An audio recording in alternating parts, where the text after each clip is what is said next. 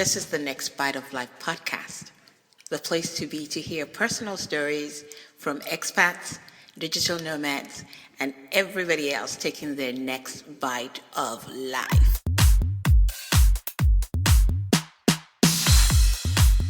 Thank you for joining me on another episode of the Next Bite of Life podcast.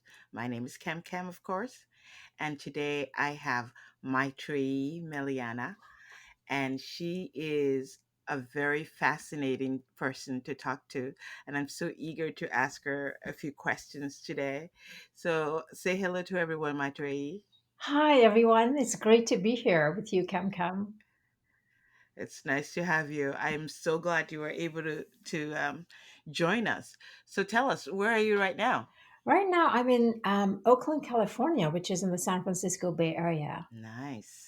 So how's the weather down there? I know you're awfully eager and you're you're big on the morning, and you've already had a run, and it's only 9 o'clock in the morning that you're at your end.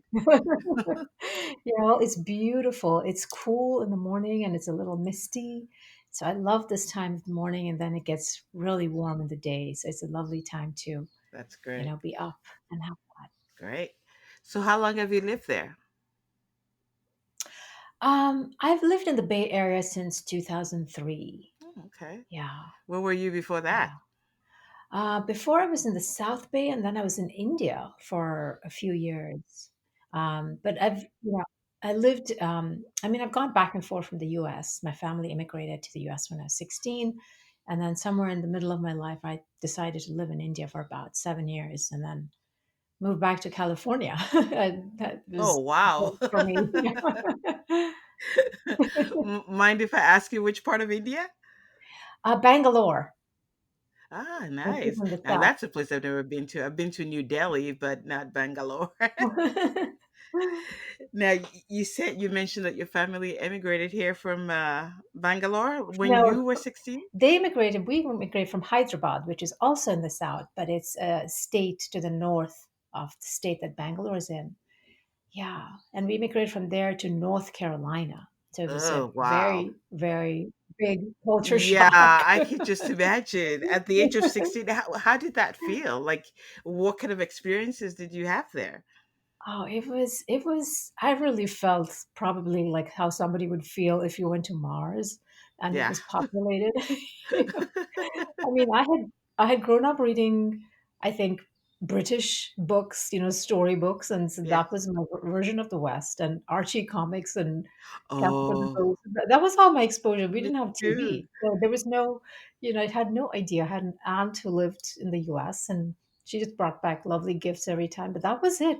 So when I came, I first went to high school for the summer, and then I went to college right away because in India we finish college or you know uh, at that same age. Yeah, there's no Um, gap year like they do in yeah, no such thing. no, so it's a very different educational system. So I was young, I was 2 years younger than everybody in college, and it was very hard. It took me 2 years to acclimatize. Wow. First of all, my accent was different, and I was in a Baptist college where Oh, there weren't many people of color, yeah. and there were only two Indians, and they didn't want to know me at all. Because they're trying to acclimatize themselves, and then it's like, no, no, No. no. And the other foreign students were mostly from Europe or South America, and so I was really lost, and I, you know, and I was also very shy. And Yeah. I had grown up, I didn't know it at the time as deeply, but I'd grown up with this whole colonial mindset that white people are superior. Ah, And that I think now I know how much that was running me. So I would go up to people. I joined a few groups, and it wasn't like I just walled myself off. I really tried as much as I could to connect with people. And I was also a day student, so I was living at home, so that oh, complicated things. yeah. Um, so, but it was really hard to make friends. People would say hello, and I would say my name, And just freeze, you know? and people would go, Like she's special, you know? I don't know what's special, but it's like it's too much to even get too much work to get to know this person. Oh, that must have been Um, so lonely. I was very lonely. I was horribly lonely. I would cry, and I would just go to the library and find, just wall myself off there, or music. And then once I decided what I wanted to major in, which was music, I had a community. I made friends in the music community, and those were my friends, and I became more and more confident, and got more and more acclimatized. So, yeah, it took a while. W- When you first got there, were the other kids nice to you, or did you feel that there were any sort of racism undertones, or that was just, it was just basically from your part thinking that they were superior, and so you sort of reacted based on that belief? I think there was both. I mean, I think it was both ways. Some people were nice and friendly, but it's really the South, right? It's North Carolina is the deep South. I consider it the deep Hmm. South. And I think people probably just didn't want to trouble themselves. Yeah, Like I said, it was work, and my name is very symbolic of we don't want to really sort of step across our culture to get to know somebody from a different culture. yeah, And it was very painful because women, it didn't matter. Women, I mean, men, of course, I wasn't going to approach them, but it was really painful. And um, but in the music department, which was small, I think that people were friendlier there. And also, I think in India, it's so open. When there's a newcomer, hmm, we just bring them into the group. yes. It's like, By hook or by crook? yeah, it's like we absorb them. We'll just go bring, like, many people just, it's like it's not, we just do it instinctively. It's not a polite thing. It's like we cannot imagine anybody being alone. So Yeah, it's on a cultural level. I kind of expected that, but nobody did that. yeah, It's like every man for themselves, and it was hard shifting from that group oriented culture to a very individualistic culture. So that is a part of it as well. yeah. Um, I think even till today, it's still like that. I mean, I yeah. grew up in Nigeria as well, and I came to the US like at the age of 12, and the cultures between India and Nigeria are sort of similar. You know, Hmm. it's like you say, everybody's family. And even till now, my husband has a problem when we go home to visit. He's like, your family just drops by anytime they want to. I'm like, that's just what we do. I mean, it's like they don't even call or anything. I'm like, no. And they'll wait there for hours till you get home if you're not home, you know? So I know. It's so different. It's such a different mindset. It's like, yeah, yeah. So it's a big leap.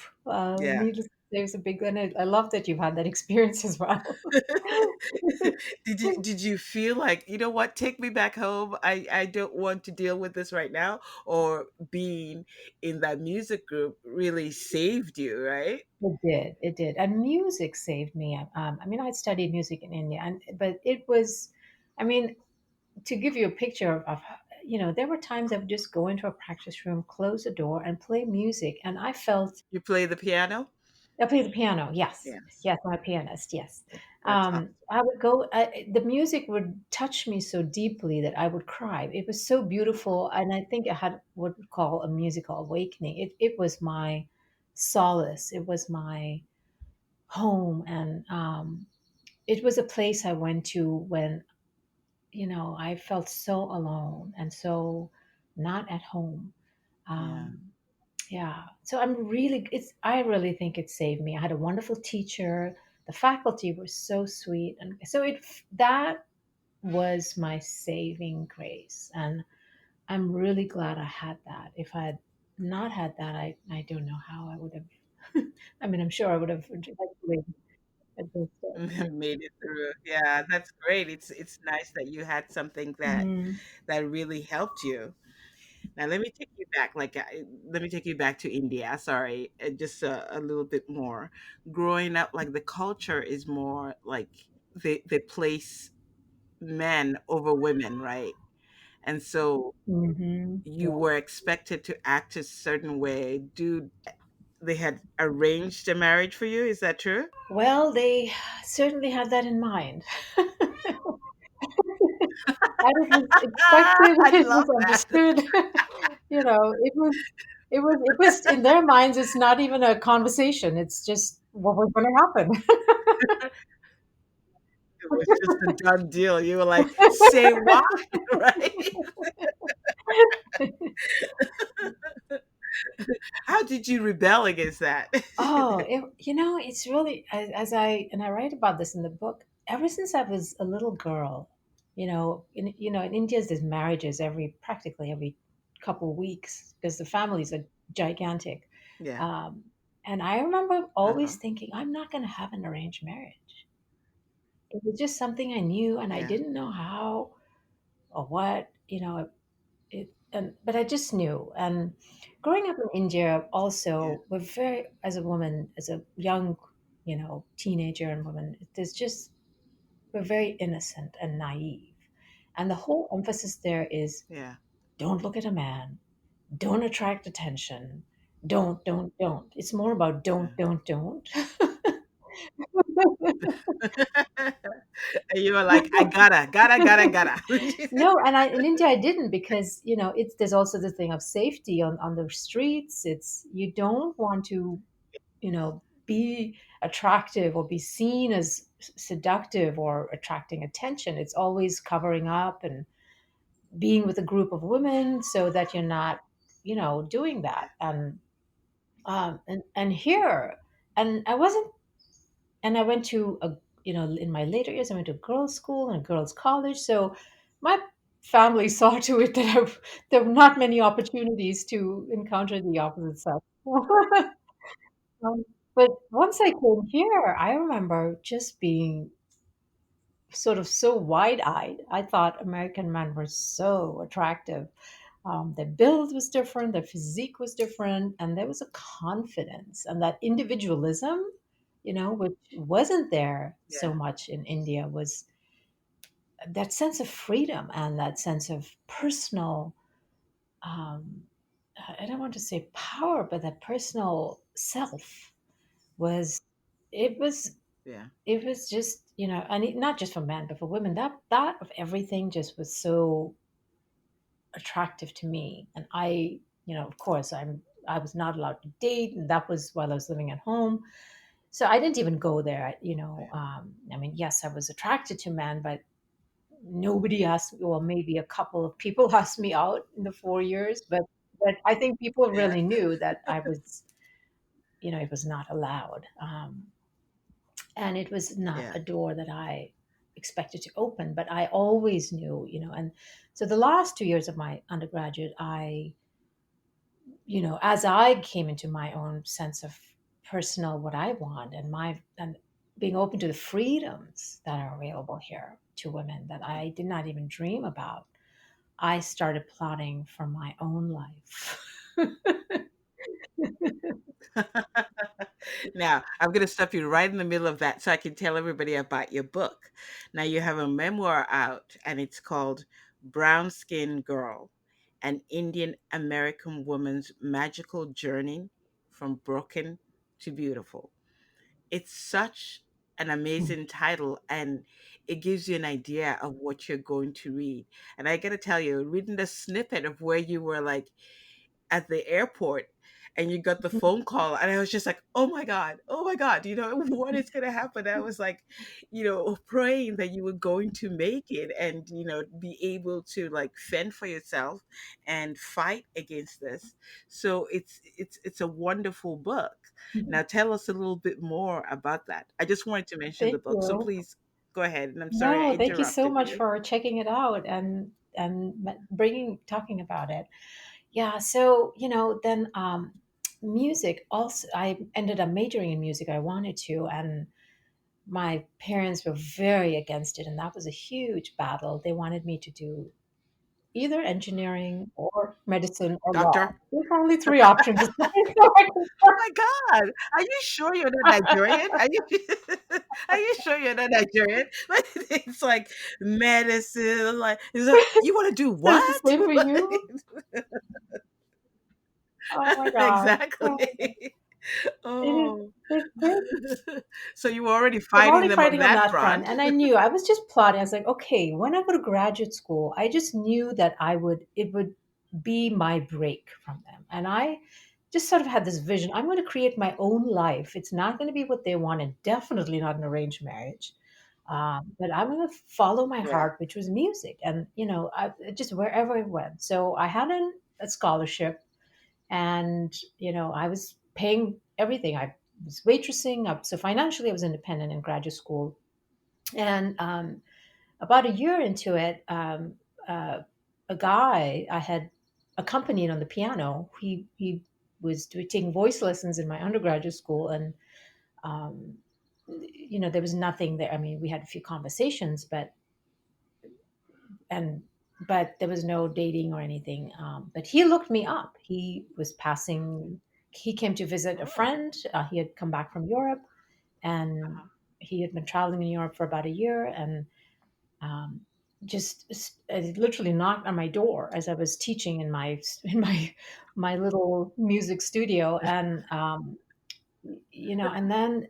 we spent some time together. And I just allowed myself to open to the possibility of exploring this. And he ended up moving there. And it was, I will say, as a woman and as an Indian woman, I struggled so much internally about becoming sexual with him. Guilt. It was this line that was drawn for me, and I was internally terrified, like I would become something, whatever blank, whatever my culture said women Yeah. would be if they had sex before marriage. Um, and Exactly. so initially I didn't. And only after he moved there, did I say, okay. Yeah. It's like this is serious. um, and then we were very much in love. We were, he was, it was, it was a beautiful, beautiful relationship. And to, have sexuality in such a beautiful way. We opened spiritually together. Um, and we were together for about a year and a half. And of course, everything was secret Yeah. from my family. Of course, nobody Of knew. And course. um, Yeah. and I went to visit them one summer. And I was still, like, for me, what was the final thing for me to feel like I was free? I didn't have my passport and green card. It was something that my father always kept in his desk. So in my mind, at Yeah.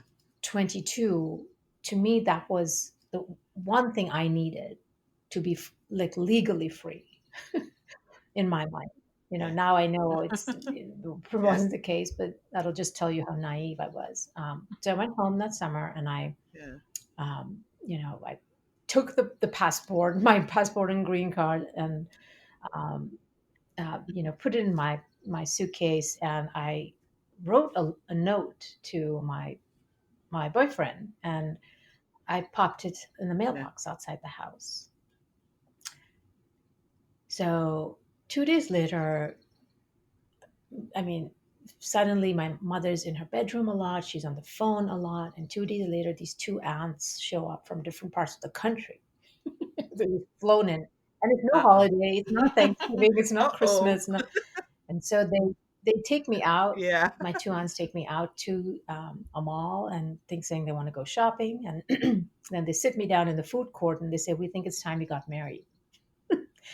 And then they push a resume across the table at me. This Indian guy.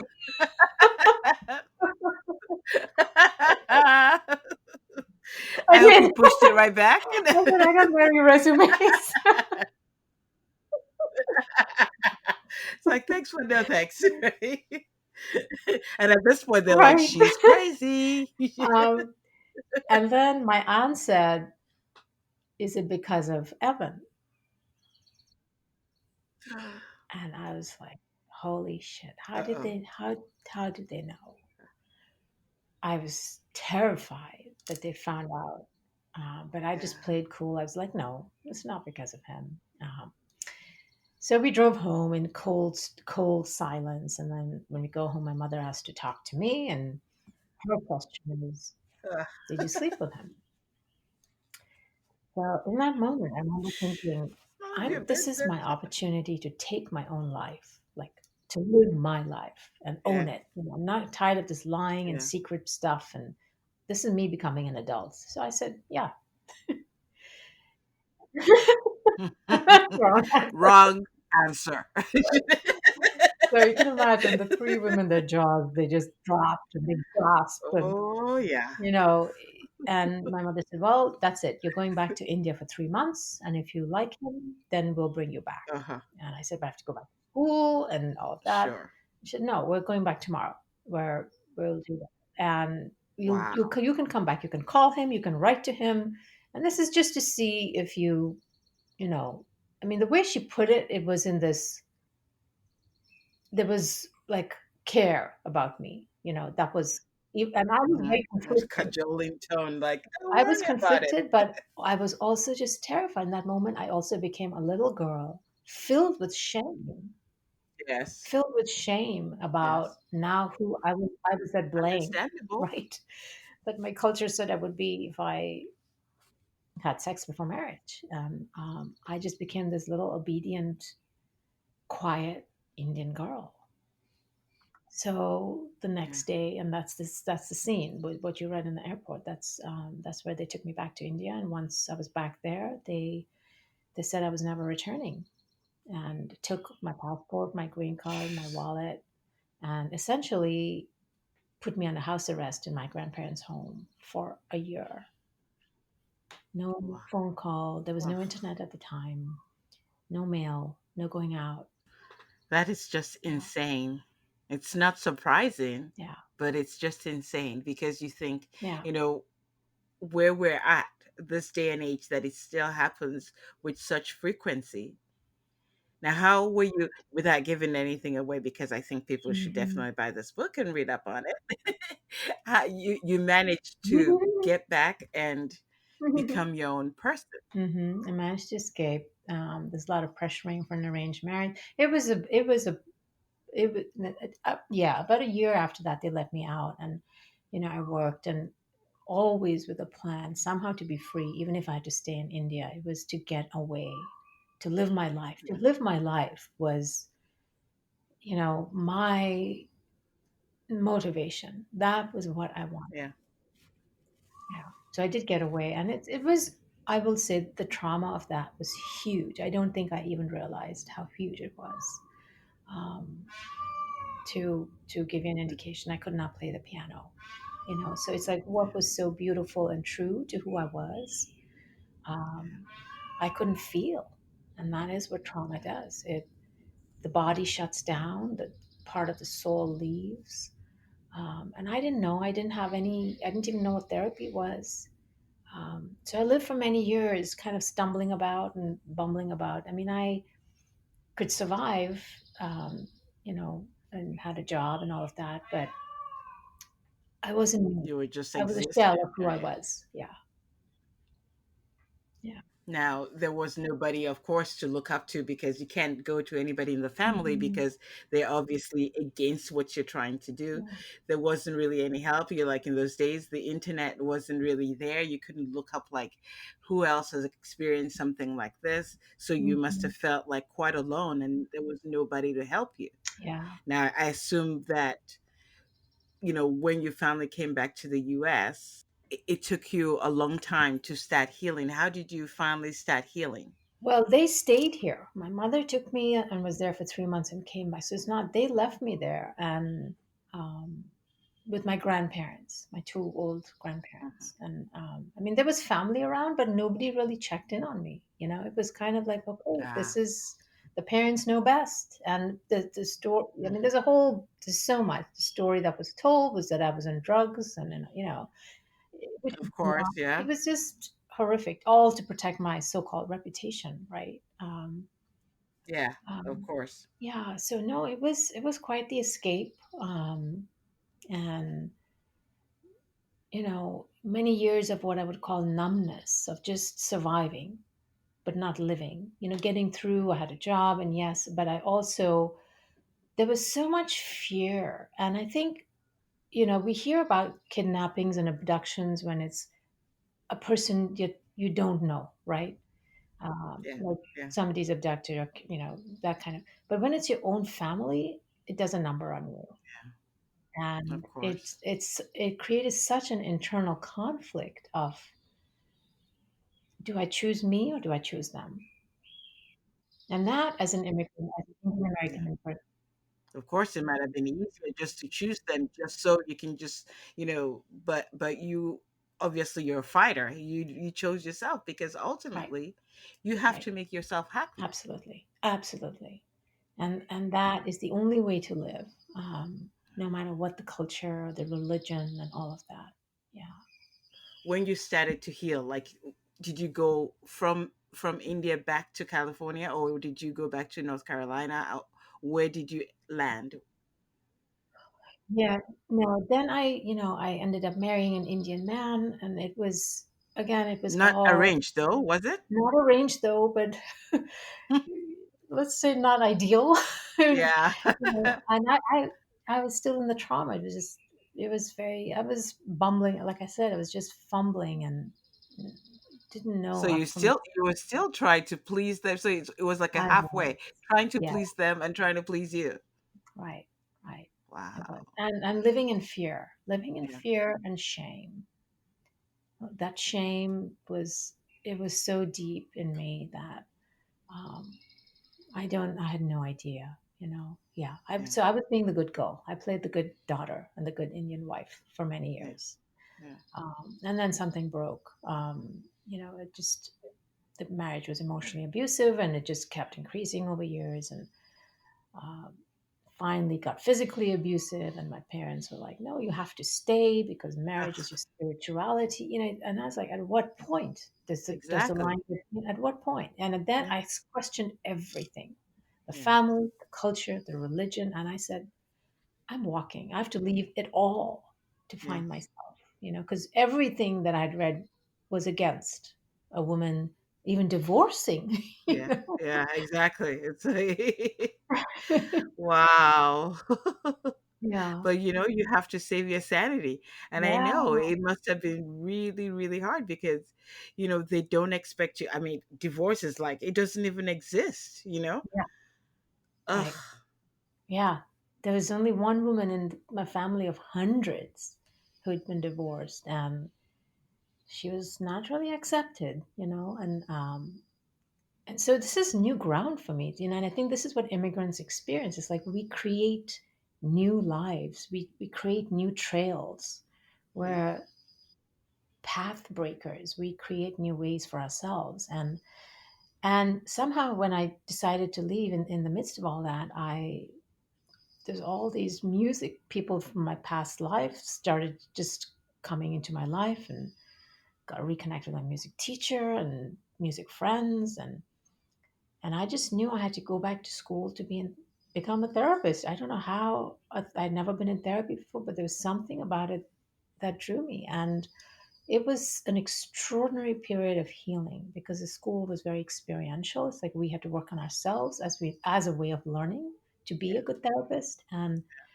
it was incredibly transformational. And ever since then, I mean, there's so many amazing synchronicities that Yeah. opened up spiritually, divine feminine, nature. I mean, I felt like I opened up to magic as when I started to choose myself. Yeah. It's as though the universe and Mother Earth kind of opened their arms to say, we are going to hold you in our arms as you walk to heal. And it was so beautiful and That's magical. great. That's great. I mean, I think it's kind of fantastic that when you first moved, it was music that saved you, and then you come around, and once again, music Mhm. came back and Yeah, encircled you and led you yeah, towards your true calling and yeah, helped you heal. Mhm. That's fantastic. Now, how do you go about, what if somebody were to say to you, Maitrey, you know, it couldn't have been all bad because here you are, you made it Mhm. okay. What would you say to that person after slapping them upside down, of course?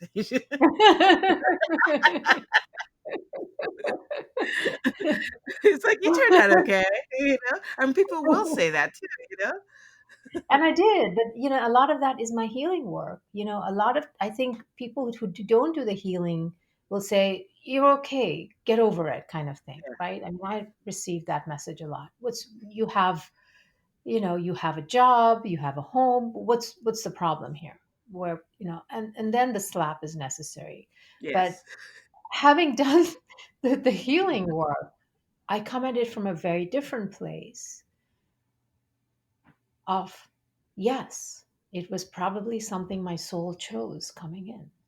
yeah, Because I cannot tell you how much I have what the healing process was so transformative, and there are many stages to it. So for someone to it depends where someone says you're okay. Like now yeah, I know I'm more than okay. yeah, um but at that time it would have been a very different response, and I think that sensitivity people don't have. But yeah, being in the healing profession, and now, I forgave my parents, I've forgiven my family, and I didn't expect to even dip my toe into that yeah, water. But and it wasn't even a goal, it happened. And I think that speaks to the possibility of healing um, anything. And yeah. that's, I think that's what enables me to work with women, that it's because I know firsthand what's possible. You think it's cathartic to help Yeah. and share your experiences and your story with the others so they know that they're not alone. Yeah.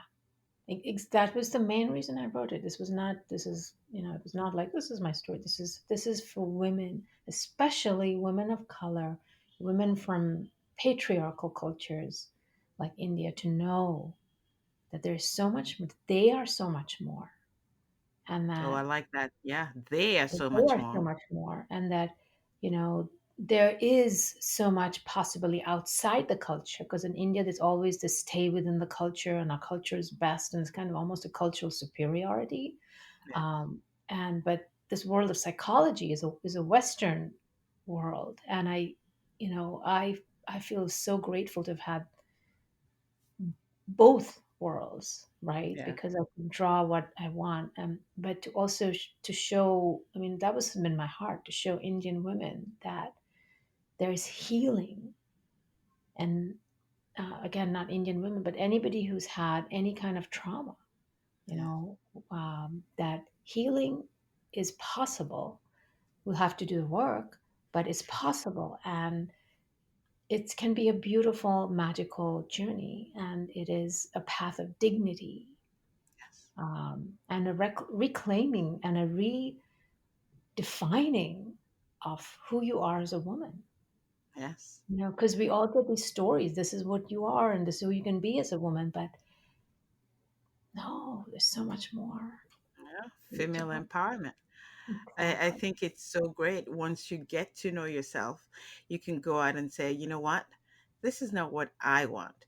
First, I thought it came with age, but my mom always said, I think I sent you off to America way too soon because I was the one who didn't want to get married. But, like no matter what she said, who didn't want to do this? No, I don't want to do it. I just want to travel and that's it. And so she always blamed herself, She like Oh, till she died, she blamed herself because it's just not heard of. I have like aunts that when they ask about me, like I still have one that will cross herself, when they say that I don't have any kids. And I'm like, it's because I don't freaking want them. It's like, oh, and it's like, Kemi, the one without kids, like they whisper it like it's some sort of, oh and my I'm like, yeah, the one God. without kids. So it's kind of nice to know that there are other cultures where they do this bullshit, and it's like we got to break it down and just say, go in with a sledgehammer and just say, hey, this is what I want. So I don't care what you want. I got to live my life. So for any woman who's listening from out there and you've got that kind of feeling, you've got to realize that you've got the power to change it.